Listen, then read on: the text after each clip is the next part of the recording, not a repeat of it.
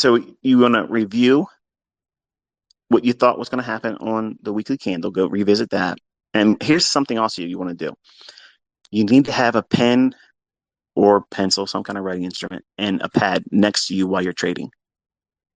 Because on that piece of paper or that pad, you have your weekly analysis, what you think it's likely to draw to. Because here's the benefit of doing that.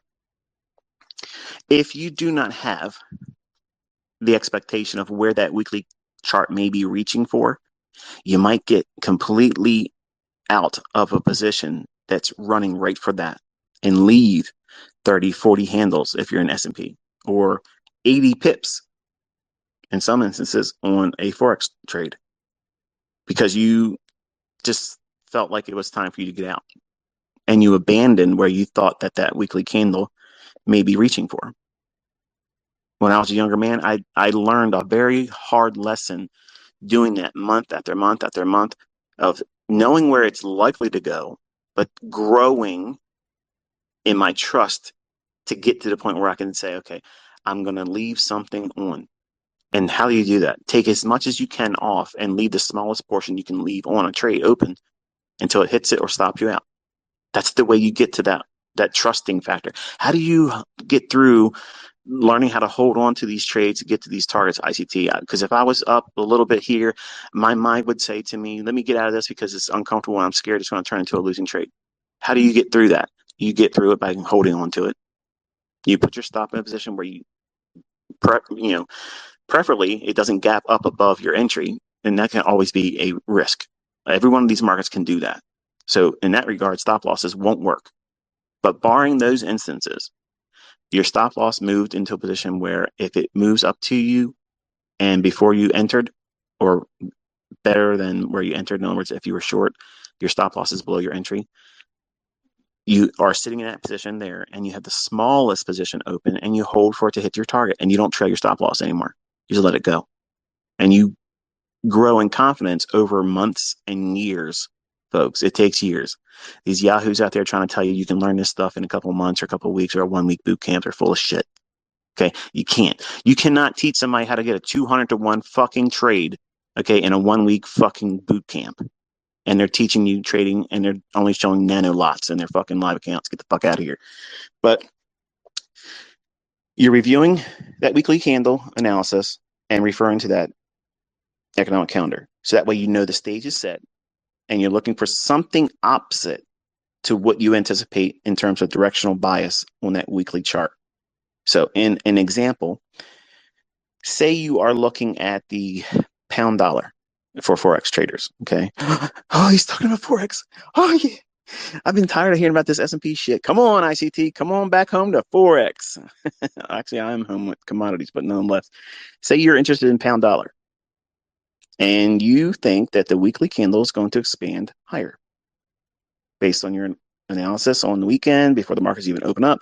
You think that there's reason for that weekly candle to go higher because it's been going higher and it's likely to go up to a specific old high or trade into an imbalance, a SIBI, or a fair value gap that's above price. Okay, I'll differentiate between SIBI and BISI before I close this, because I know some of you are probably chomping at the bit to dial in on the ICT on the wire here and ask me what's the difference between the fair value gap BISI and a SIBI, and could you tell us the difference? And I will. Just give me a second, maybe longer than a second. But once you have that weekly analysis and that calendar lined up, you now have a stage set for British pound likely to go higher. So you're in a buy model. And then there's a report coming out in the morning for pound as a currency. What you want to see is there a low on the 15-minute candle where sell side liquidity will be resting? Or if that low is really far away from market price, what is that? Well, it's relative to what your understanding about price is. There's no way for me to say it can only be this many pips. That's that gray area that experience is going to dictate. But if it's within, I don't know, 40 pips, anything more than 30 pips, I think is a much more meaningful move. And it's probably not a run for liquidity. It's probably going to just keep on going. But don't use that as a hard rule all the time. It's just a general rule or general principle that you can go by. And why do I use that? If you've studied my concepts with the Judah swing in London, where the London session usually creates the high or low of the day, it has a 70% likelihood of creating the high or low of the day. If you are in a sell model, and if you are in a seasonal tendency that's bearish, and it's an obvious draw on liquidity for sell side, all those factors being equal, then you do have a 70% likelihood. Because I see all these guys out there trying to run reports and statistics. ICT said it's 70%, and it's really not. I can see it's here that there's things that you didn't include. I just gave them to you right now. So go crunch your numbers. But those factors of looking for about 40 pips maximum is based on several things. And this is where you should be writing things down, folks, because if you're just driving down the road, chewing on your bubble gum and corn chips and shit, that ain't going to be good. You're going to have to come back and listen to this and write down some notes. Generally, from the open at midnight to the high of the day, it's usually within 30 pips that it makes the high of the day. Sometimes, in some weird instances, it'll go as much as 40 pips. Why 40? Because sometimes you'll cross and breach a big figure number, for instance, a 0, 0 level. Okay.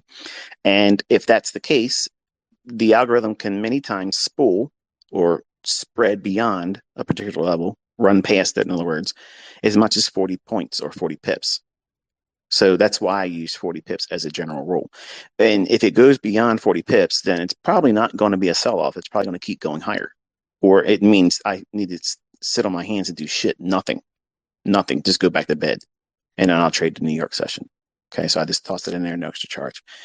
But using our example for pound dollar in the New York session, if we are expecting something bullish, our weekly analysis indicates that we're in a buy model. There's a high impact or medium impact news driver coming out at 8:30 or so in the New York session, all New York local time. Everything is always New York local time. Stop trying to take your shit in your chart and line up to your local time because it makes sense to you. Everything in these markets are always going to be on Eastern time. I don't give a fuck who tells you different. I don't care how long they said they've been trading. I don't give a fuck. Okay. That's all bullshit. Everything, all these algorithms is doing is running on New York time. Midnight in New York, that's the beginning of your fucking day. It's not Wellington. It's not Asia. Okay. It's New York midnight. That's the opening.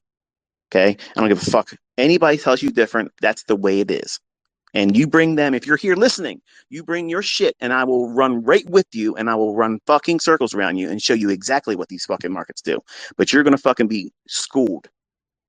So don't talk your shit in your little private little circles, okay, your little fucking webinars, talking all your bullshit because you ain't getting the balls to come here directly. You do it right here and I will run circles around your motherfucking Mickey Mouse ass.